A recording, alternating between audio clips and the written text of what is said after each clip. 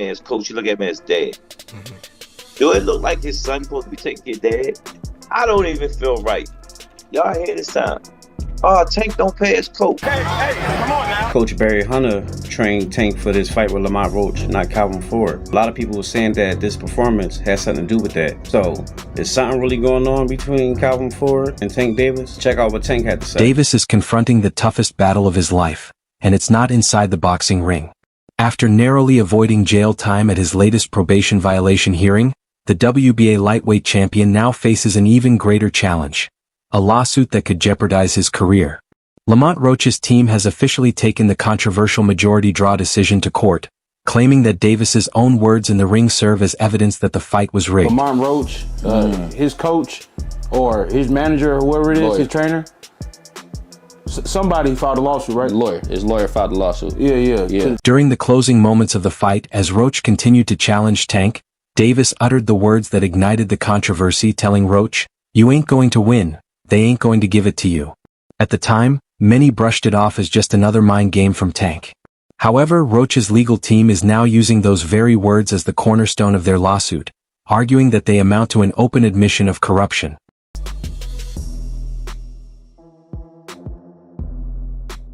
Their argument is simple: if Tank already knew the outcome before the scorecards were read, then something was clearly wrong. Roach's team maintains that the fight was supposed to be fair but was instead manipulated behind the scenes. The lawsuit isn't just about overturning the decision. It's about exposing what they call a blatant robbery in boxing. If the court rules in their favor, Tank could be barred from stepping into a boxing ring for the next 28 months. Punches are being thrown, it has to be a knockdown. I've heard some people saying, oh, that, you know, he should be disqualified, he went back to the corner, I don't buy that, to be honest with you. I mean, I think that's a warm. That's 2 years and 4 months of forced inactivity, an absence that could drastically alter his career. At 30 years old, losing that much time would put Tank in a tough spot. The sport moves fast, and while he's stuck battling legal issues, younger fighters will be rising to the top. This legal storm couldn't have come at a worse time for him. Tank already has a long history of legal troubles, and his most recent probation violation has only added to his problems. His decision to leave Florida without permission, despite being given multiple chances, made the judge question whether he even respects the law.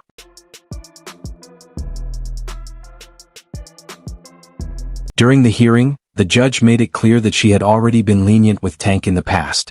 She had even granted him special permission to attend the 2024 Paris Olympics to support Team USA boxing, yet he still chose to break the rules by traveling without approval. His probation agents weren't pleased either. One admitted that reaching him was so difficult they had to go through his team just to make contact.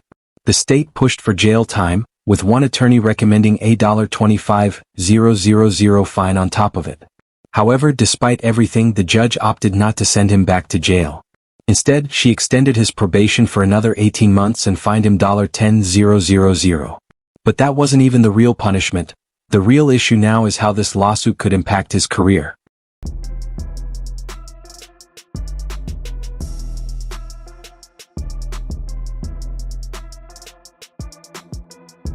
The situation is already bad, but what's making it even worse is that Tank no longer has his most trusted advisor by his side.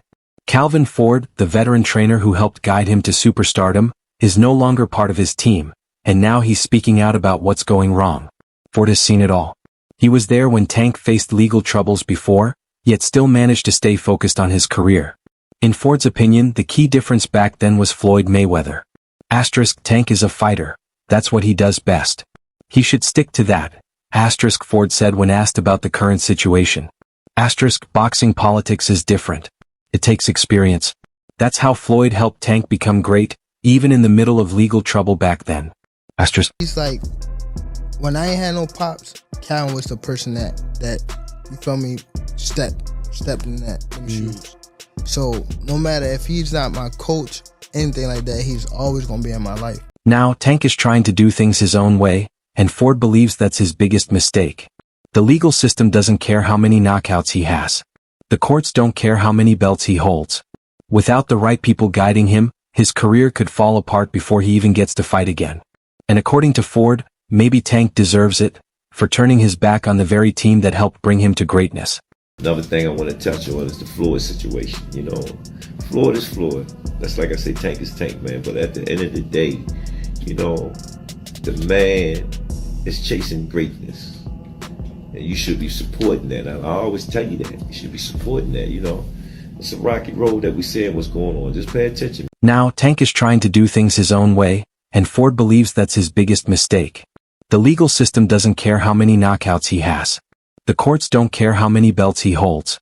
Without the right people guiding him, his career could fall apart before he even gets to fight again. And according to Ford, maybe Tank deserves it for turning his back on the very team that helped bring him to greatness. You know, Calvin, he been with me since I was 7. I used to sleep in Coach Calvin's house. I used to sleep at his job when he was working at a seafood restaurant in Baltimore. Tank's problem extends far beyond a single lawsuit. It's about his reputation in boxing. If the court uncovers evidence that the Roach fight was manipulated in any way, the result won't be merely a suspension. It could label him an outcast in the sport. Boxing has always been controversial, but once a fighter is associated with corruption, recovering from it is extremely difficult. Sponsors may pull their support, networks might hesitate to air his fights, and sanctioning bodies could even strip him of his titles. For Tank, who built his career as a knockout artist and an exciting fighter, this would be nothing short of a disaster. Asked if Coach Calvin was in his corner, he said, "We'll see." Right, because it's nobody's business, but, you know, he didn't mean anything by that, you know. Facts, there you go. They forever family. The Roach fight was already one of Tank's worst performances. Now, with this lawsuit, observers are scrutinizing it even more closely. Did Tank really struggle that night, or was something else at play? Was the fight ever close, or had the decision been sealed before the opening bell? These are the questions boxing fans, analysts, and even fellow fighters are now raising. Moreover, with Calvin Ford no longer in his corner, Tank lacks that steady, experienced voice urging him to stay focused. Tank was the first one in the gym, the last one out the gym. Tank used to sit on the ring like this and watch me train him. How old is he at this point? He was like 7, 8. Okay. A lot of stuff that I was giving my son was giving it to Tank. So it was a perfect fit. Tank was like the family. If Tank doesn't address this situation immediately, things could worsen even further. The court's ruling on this lawsuit will decide everything. If he's found guilty of any wrongdoing, his 28-month suspension could be extended even more. Ford's message was unequivocal. Tank needs to return to being a fighter. He must stop trying to control the business side of boxing without the proper team behind him. He needs to steer clear of further legal issues and, most importantly, prove that he still belongs at the top of the sport, because right now boxing is moving on.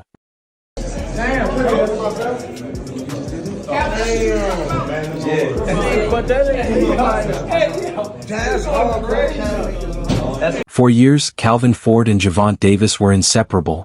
Their bond transcended boxing. It was personal. Ford had been there from the very beginning, molding Davis into the star he is today. Fans never imagined seeing Tank in a major fight without him. Yet, on March 1st, Davis stepped into the ring without Ford for the first time and experienced his first ever non-victory, a majority draw against Roach. Some claim it was a robbery. Others argue it was karma for dismantling a winning team. The exact cause of their split remains unclear. Although Ford downplayed it by saying he merely stepped back, his interview remarks hinted at a different story. Knockout. Man, I'm not. Honestly, I thought I should have won without that being counted a knockdown. Look, I ain't the ref. I ain't really, you know what I'm saying? Like, if he had to wipe sweat out his eye, he had to wipe sweat out his eye. But the rules do state, if you voluntarily take a knee, then that's an automatic 8 count. Know what I'm saying? If he had to wipe the sweat from his eye, then he had to wipe the sweat from his eye. But the rules state that if he voluntarily takes me, that's an automatic no. He came to see me, dead serious, so slow down and worry about yourself because boom, he knows that I spend time with my amateurs, Ford said. You know me. All of you know me very well. I spend time with my amateurs all the time. That's my piece. On the surface, it sounds as though Ford simply wanted more time for his younger fighters. However, that explanation doesn't sit right with many. Ford had always balanced his work with amateurs while still making time for Tank. So why would he suddenly step back from his biggest fighter right before one of the most controversial fights of Tank's career? Calvin is Calvin. You know what I mean? I got Calvin tatted on me. Calvin ain't going nowhere. Y'all don't even know Calvin for CCO. I know Calvin, you know what I mean? I don't know. Some insiders believe Ford wasn't happy with how Tank was handling his career, the lawsuit over the Roach fight, the legal troubles, and the constant chaos surrounding his name. Ford had seen this all before with other fighters who had talent but let distractions ruin their potential. Maybe he didn't want to be part of another downfall. And let's not forget, Ford was always a loyal soldier under Mayweather Promotions. He saw firsthand how Floyd guided Tank through the business side of boxing. But once Tank left Mayweather and decided to take control of his own career, things changed. The fights became harder to secure, the legal problems piled up, and now he's on the verge of being banned from boxing for 28 months. Would this have happened if he still had Ford in his corner? That's the big question. Hey, Tank, will Calvin be with you on this fight? Come on, you changed? Huh? Will Calvin be with you on this fight? I don't know. We gotta see. With Ford stepping back, Barry Hunter was the man who replaced him on fight night, but fans weren't impressed. Hunter is a respected coach, no doubt about that. He's trained top fighters like the Peterson brothers and has years of experience at the highest level. But he wasn't Calvin Ford. He didn't have that deep, father-like connection with Tank, and when Tank found himself struggling against Roach, it showed. Ford would have known exactly what to say. He would have known how to light a fire under Tank, how to push him to break through those tough moments. Instead, Tank looked flat, uninspired, and out of rhythm. He wasn't the same knockout artist fans were used to seeing. Some say Hunter just wasn't the right fit. Others say Tank didn't listen to anyone that night. I got 2 head coaches that's going there, so it's gonna be fire to me. I'm probably the only one that can do that or ever done it in the sport. Like bring 2 head coaches together. You know what I mean? So it worked out in my favor, man. You know what I mean? Now, the big question is whether this split is permanent. Ford hasn't come out and directly said it's over, but the signs are there. He's focused on his younger fighters, he's not rushing to get back into Tank's camp. And more importantly, he didn't seem bothered by the fact that he wasn't in Tank's corner for the Roach fight. If Ford really saw himself working with Tank long-term, wouldn't he be pushing to get things back on track? Wouldn't he be speaking out about how Tank needs to focus? Instead, he sounds like a man who has moved on. And if that's true, then Tank is on his own. Interesting fight, you know what I'm saying? Because Roach always, he come to fight. And I think it's a great fight. Everybody talking all that stuff about, oh, why Roach? Because he signed and took the fight, you know what I'm saying? And it's good for... This wouldn't be the first time a star fighter has split from their longtime coach. Manny Pacquiao and Freddie Roach had their ups and downs, Canelo and Eddie Reynoso had moments of tension, and even Tyson Fury switched trainers before some of his biggest fights. But what makes this different is that Tank isn't just dealing with a coaching change, he's facing career-threatening legal trouble. This is the worst possible time for him to be without the one coach who truly knows him inside and out. So everything is good with Calvin because it's the first time he's not the head trainer in a while. Yeah, for sure. Calvin, again, I said Calvin is pops. You know what I mean? He will always be around. You know what I mean? So, Right now, Tank's future is up in the air. If the court rules against him in the Roach lawsuit, his boxing career will be on hold for 28 months. That's 2 years and 4 months with no fights, no paychecks, and no progress. Gervonta Davis is standing at a major crossroads in his career. The undefeated aura that once surrounded him has cracked. After the controversial draw against Lamont Roach, Davis is no longer seen as untouchable. His reputation has taken a serious hit, and for the first time in his career, his next move isn't just about choosing the biggest fight. It's about survival that if he doesn't make the right decision now, he could find himself completely out of the boxing conversation. Well, what does he mean to you when you hear that name? What does he mean when you first hear that? a father. Father. And then he's one of the guys that held a lot of this, like, this whole family. 4 years, Davis had positioned himself as one of the most exciting fighters in the world. His devastating knockouts, his ability to put fans in seats, and his brash confidence made him a must-watch attraction. But that was before the Roach fight. That was before his relationship with Calvin Ford collapsed. That was before the lawsuit. Now, every move Tank makes is under a microscope. Right now, the biggest name floating around is Vasily Lomachenko. The Ukrainian legend hasn't been active, but when he does return, he can walk straight into a major fight. And according to his manager Aegis Klimas, Tank is the ideal opponent. Also, something we gotta work on in the corner, for sure. What is Shakur and what is Tank? Skill and financial clout? Aegis Klimas said, Tank comes to fight. It's a more interesting fight. It's a more intriguing fight. Right now, Lomachenko is the best opponent to fight Tank. Asterisk, those words should be music to Tank's ears. Loma's team is basically calling him out, saying they'd rather fight him than Shakur Stevenson. But here's where things get tricky. Does Tank even want that fight? Some say this is the perfect way for Davis to redeem himself. A win over Lomachenko would silence critics, re-establish his dominance at lightweight, and put him back in the conversation as the most exciting fighter in the division. But others aren't so sure. A loss to Loma would be devastating. He got lucky at the draw. He did a good fight though. I thought he won it, but man, you gotta just create more action. That's a sparring session as far as I'm concerned. Oh my God.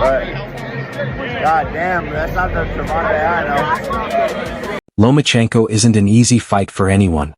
Even at 36 years old, he's got the movement, the experience, and the kind of ring IQ that could give Tank serious problems.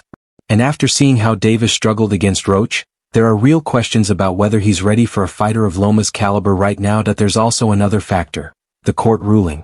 If the lawsuit from Roach's team goes against him, Tank could be out of boxing for over 2 years. Would Lomachenko even wait that long? Unlikely.